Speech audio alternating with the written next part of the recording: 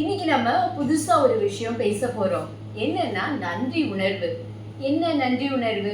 ஆமா, நன்றிக்கும் நன்றி உணர்வுக்கும் ரொம்ப டிஃபரன்ஸ் இருக்கு. நன்றிங்கிறது பாத்தீங்க அப்படின்னா ஜஸ்ட் லைக் தட் தேங்க்ஸ் அப்படின்னு சொல்றது. இதுதான் நம்ம தேங்க்ஸ் சொல்றோமே அப்படின்னு. ஆனா இன்னைக்கு பாத்தீங்கன்னா அந்த தேங்க்ஸ் சொல்ற உணர்வு கூட குறைஞ்சு போச்சு. அம்மாக்கு எதுக்கு தேங்க்ஸ், ஃப்ரெண்ட்ஸுக்குள்ள எதுக்கு தேங்க்ஸ், அண்ணன் தம்பிக்குள்ள எதுக்கு தேங்க்ஸ், உறவுக்குள்ள எதுக்கு தேங்க்ஸ், எப்பா நன்றிலாம் வேணாம்ப்பா அப்படின்னு சொல்ற விஷயம் குறைஞ்சு போச்சு இல்லைங்களா?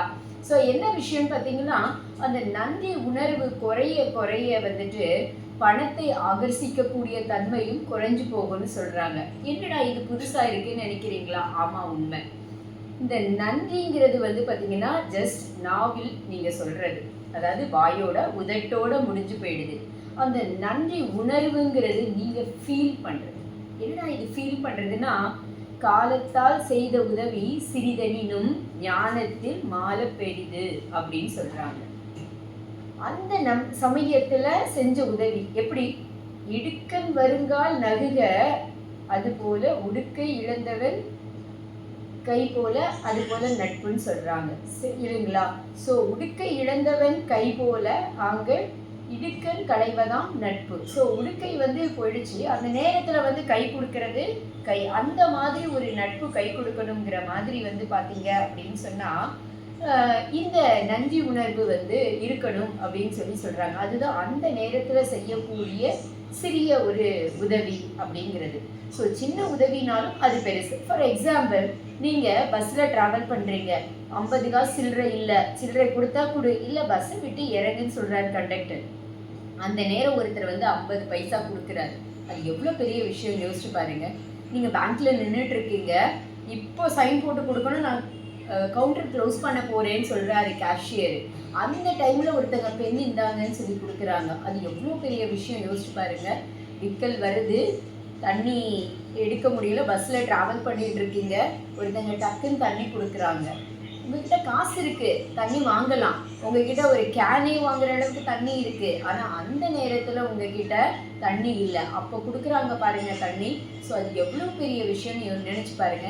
ஸோ அதை நினைக்கிறப்போ நம்ம அடி வயிற்றுல ஒரு உணர்வு வரும், அப்படி உணர்ச்சி மேலிடும், கண்ணில் அப்படி கண்ணீர் பெருக, ரொம்ப நன்றிங்க, தழுதழுக்க சொல்லுவோம் பாருங்க, அதுதான் நன்றி உணர்வு. யோசிச்சு பாருங்க, உங்களுடைய வாழ்க்கையில உங்க அம்மா அப்பாவுக்கு இருக்கலாம், உங்களுடைய நண்பர்களா இருக்கலாம், உங்க பள்ளி தோழர் தோழிகளாக இருக்கலாம், இல்ல வேலை பார்த்த இடத்துல இருக்கலாம், இல்ல பொது இடத்துல பஸ்ஸில், மால்ல, இல்லை திருமணத்தில், எங்கேயோ ஒரு இடத்துல உங்களுக்கு உதவி பண்ணவங்களா இருக்கலாம். ஒரு செருப்பு காணம் தேடி கொடுத்தவங்க, தண்ணி கொடுத்தவங்க, உங்களுக்கு மொய்க்கவர் கொடுத்தவங்க. யோசிச்சு பாருங்களா, அந்த சமயத்தில் செய்த உதவி.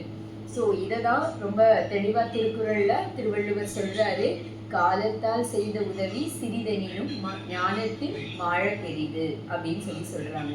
இதில் ஒரு விஷயம் என்னன்னா, இன்னும் கொஞ்சம் கூடுதலாக இருக்குது. இந்த நன்றியை நீங்கள் நினைக்கிறதோட விட்டுறாதீங்க, தினசரி எழுத பழகுங்க.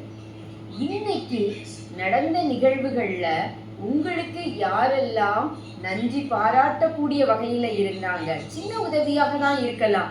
நீங்கள் இருக்கிற இடத்த க்ளீன் பண்ணதுனால உங்களுக்கு ஒரு நல்ல ஒரு மனநிலை இருந்திருக்கலாம், அதை க்ளீன் பண்ணவங்களுக்கு தேங்க்ஸ் சொல்லுங்க. நீங்கள் பெட்ரோல் போட போயிருப்பீங்க, உங்களை கனிவாக உபசரித்து ஒருத்தங்க பெட்ரோல் போட்டிருப்பாங்க, ஸோ அவங்களுக்கு தேங்க்ஸ் சொல்லுங்க. எப்படி அப்படின்னு சொன்னால், இவர்களுக்கு நன்றி, ஏனெனில் இந்த நேரத்தில் எனக்கு இந்த மாதிரி உதவி பண்ணாங்கன்னு சொல்லிட்டு நன்றி நன்றின்னு அதை ஃபீல் பண்ணி நீங்கள் சொல்லுங்கள். இந்த நன்றியை நீங்கள் சொல்ல சொல்ல இந்த பிரபஞ்சமும் நீங்களும் கனெக்ட் ஆகுறத நல்லா ஃபீல் பண்ணுவீங்க. அதே நேரத்தில் இந்த பிரபஞ்சம் அதோட ஆசீர்வாதங்களை பணமாக, உதவிகளாக உங்களுக்கு வேண்டிய நேரத்தில் உங்கள் அருகில் செய்யக்கூடியதையும் நீங்கள் பார்ப்பீங்க. மீண்டும் ஒரு நாள் சந்திக்கலாம், இன்னொரு நிகழ்வில். நன்றி.